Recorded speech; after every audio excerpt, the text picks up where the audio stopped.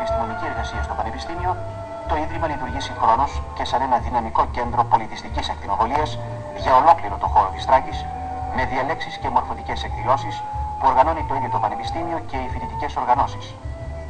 Ο πρόεδρος του Φοιτητικού Συλλόγου του Πανεπιστημίου Θράκης λέει σχετικά τα εξής. Μετά από τα προβλήματα που έχουν τυχθεί, την ίδρυση του Πανεπιστημίου 73-74, μπορούμε να δούμε τι κάνανε οι φοιτητές ως προς το να δεθούν με το λαό της Κομοτηνής. Από την πρώτη στιγμή που ήρθαν οι φοιτητές εδώ πέρα πάνω και άρχισε να λειτουργεί το Πανεπιστήμιο, έγινε μια προσπάθεια να σπάσει ένας πάγος που υπήρχε μεταξύ του λαού της πόλης και των φοιτητών.